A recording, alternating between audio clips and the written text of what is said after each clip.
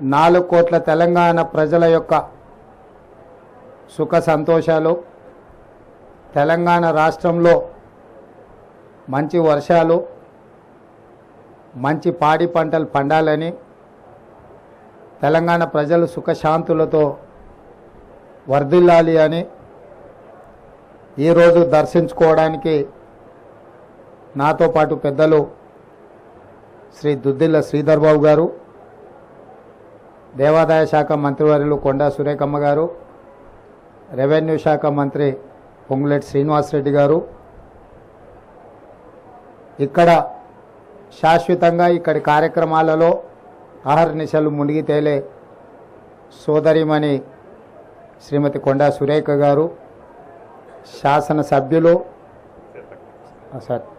సీతక్క, అదేవిధంగా ఇక్కడున్న శాసనసభ్యులు, మాజీ పార్లమెంట్ సభ్యులు, అధికారులు, కలెక్టర్లు, పోలీస్ అధికారులు, మీడియా మిత్రులు అందరూ కలిసి ఈ జాతరను సమ్మక్క సారలమ్మ దర్శనానికి ప్రజలందరికీ ఉపయోగపడే విధంగా మీరందరూ సహకరించినందుకు, పెద్దలందరూ విచ్చేసినందుకు రాష్ట్ర ముఖ్యమంత్రిగా వారికి మనస్ఫూర్తిగా ధన్యవాదాలు తెలియజేస్తున్నాం.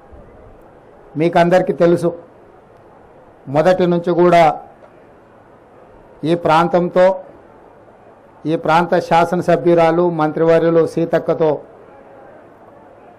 నాకున్న వ్యక్తిగతమైన అనుబంధము, రాజకీయంగా మేమిద్దరము కలిసి చేసిన ప్రయాణము, ముఖ్యమైన ఏ కార్యక్రమం తీసుకున్నా ఇక్కడనే సమ్మక్క సారలమ్మ ఆశీర్వాదం తీసుకొని మేము ఏ ముఖ్యమైన కార్యక్రమాలు తీసుకున్నా ఇక్కడి నుంచే మొదలుపెట్టినాం. సమ్మక్క సారలమ్మ ఆశీర్వాదంతో ఈరోజు తెలంగాణ రాష్ట్రంలో ఇందిరమ్మ రాజ్యము, కాంగ్రెస్ ప్రభుత్వం ఏర్పడ్డది. పోయిన సంవత్సరం ఫిబ్రవరి 6, 2023 నాడు హాత్సే హాత్ జోడో కార్యక్రమాన్ని కూడా ఇక్కడి నుంచే మేము ప్రారంభించడం జరిగింది. ఆ రోజే చెప్పినాం, తప్పకుండా రాబోయే ఎన్నికల్లో ప్రజా తీర్పు కాంగ్రెస్ పార్టీకి అనుకూలంగా ఉంటుంది, ప్రజాప్రభుత్వం ఏర్పడుతుంది, పెద్ద ఎత్తున రాబోయే సమ్మక్క సారలమ్మ జాతరను మా చేతుల మీదుగా భక్తులకు అసౌకర్యం కలగకుండా అన్ని రకాల ఏర్పాట్లు మేమే సొంతంగా పర్యవేక్షించి ఏర్పాటు చేస్తామని ఆ రోజు చెప్పడం జరిగింది. అదేవిధంగా ఈరోజు అమ్మల ఆశీర్వాదంతో అధికారం వచ్చింది. సీతక్క గారు మంత్రివర్యులైనరు, సురేఖమ్మ గారు మంత్రివర్యులైనరు, మాకందరు కూడా వివిధ హోదాలు, బాధ్యతలు, ఆశీర్వాదంతో మాకందరికి అవకాశం వచ్చింది.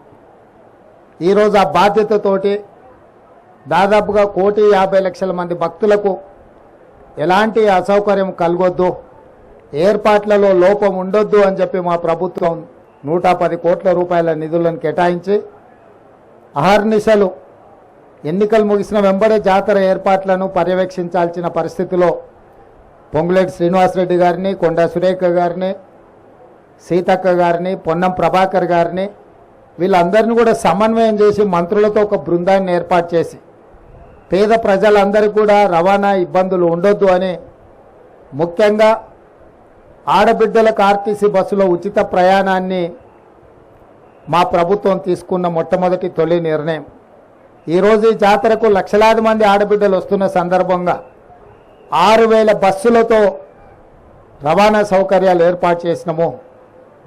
అన్ని డిపోలలో ఉన్న బస్సులను ఇక్కడికి పంపాలని ఆదేశాలు ఇవ్వడం జరిగింది.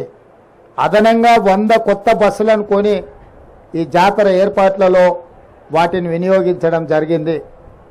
అదేవిధంగా ఈరోజు దాదాపుగా రాష్ట్రంలో 18 కోట్ల మంది ఆడబిడ్డలు బస్సు ఉచిత ప్రయాణం మా ఎన్నికల హామీలో భాగంగా ఏర్పాటు చేస్తే వినియోగించుకున్నారు.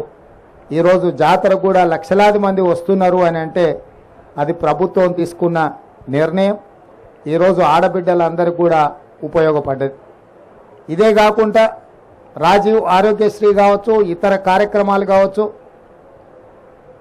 సమ్మక్క సారలమ్మ అంటేనే ప్రజల మీద ఆధిపత్యం చెలాయించాలనుకున్నప్పుడు, ప్రజల మీద పన్నుల భారంతో ప్రజల్ని పీడించైనా వసూలు చేయాలనుకున్న రాజులనైనా కూడా పేదలు, ఆదివాసీ బిడ్డలు, తల్లి బిడ్డలు, తండ్రి కొడుకులు అందరూ కలిసికట్టుగా పోరాటం చేసి తమ పోరాట స్ఫూర్తిని నిలబెట్టిండ్రు కాబట్టి బడుగుల పక్షాన, ఆదివాసీల పక్షాన నిలబడి కొట్లాడి అమరులుగా నేల కొరిగిండ్రు కాబట్టి వందల సంవత్సరాలైనా కూడా ఈ రోజుకు సమ్మక్క సారలమ్మను దేవుళ్ళుగా కొలుస్తున్నారు. మనుషులుగా తమ యొక్క నమ్ముకున్న ప్రజల కోసం నిలబడి పాలకులతో కొట్లాడినందుకు ఈరోజు వాళ్ళు అమరులై దేవతలుగా ఇక్కడ వెలిసిల్లుతున్నారు. అంటే ఆనాటి నుంచి ఈనాటి వరకు పాలకులు ప్రజల్ని వేధించినప్పుడు, పీడించినప్పుడు, ఆధిపత్యం చెలాయించాలనుకున్నప్పుడు ఎవరో ఒకరు నిలబడతారు. నిలబడ్డవాడు నిటారుగా నిలబడి కొట్లాడి పేద ప్రజల పక్షాన విజయం సాధిస్తారనే స్ఫూర్తి ఈ సమ్మక్క సారలమ్మ నుంచి మేమందరం పొందినాం. ఆ స్ఫూర్తితోనే 10 సంవత్సరాలు నిరంతరం పాలకులు చేస్తున్న అరాచకాన్ని, దోపిడీని, ప్రజల మీద ఆధిపత్యాన్ని చెలాయించాలనుకున్న, మేమే రాజులం శాశ్వతం అనుకున్న వాళ్ళ మీద తిరగబడి పేదల పక్షాన కొట్లాడినాం. ఆ రోజు ఎన్నో ఒడిదుడుకులను ఎదుర్కొని నిలబడడం వల్ల ఈరోజు పేదల ప్రభుత్వం ఏర్పడ్డది. అంటే సమ్మక్క సారలమ్మ స్ఫూర్తి ప్రజాస్వామిక దేశంలో, తెలంగాణ రాష్ట్రంలో మమ్మల్ని అందరినీ కూడా ప్రభావితం చేసి ఈ పోరాటంలో ముందుకు నడిపించడం వల్ల ఈరోజు ప్రజాప్రభుత్వం ఏర్పడ్డది. ప్రజాపాలన ద్వారా ప్రజల దగ్గరికి చేరువై ప్రజా సమస్యల్ని పరిష్కరించడానికి మా శాయశక్తుల ప్రయత్నం చేస్తున్నాం. మా ప్రయత్నాల వల్ల 100% సమస్యలు పరిష్కారమైనవని నేను అనను.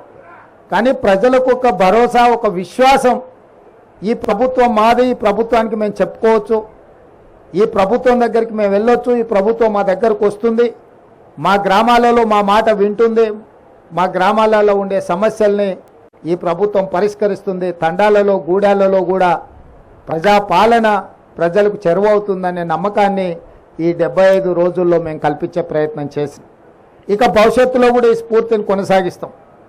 ప్రజలకు ఏం కావాలనో ప్రజలను అడిగి తెలుసుకుంటాం. మా ఎజెండా ప్రజల ఎజెండా. ప్రజలు ఏ అంశాలైతే మా దృష్టికి తీసుకొస్తున్నారో వాటిని ఎజెండాగా మార్చి మా ప్రభుత్వ విధానాలుగా మేము నిర్ణయం తీసుకొని ముందుకు వెళ్తున్నాము. ఈరోజు ఈ ప్రాంత అభివృద్ధి కోసం దక్షిణ కుంభమేళా లాంటి దాదాపుగా 1.5 కోటి భక్తులు ఈ ప్రాంతానికి వస్తే కేంద్ర ప్రభుత్వాన్ని చాలా సంవత్సరాల నుంచి జాతీయ పండుగ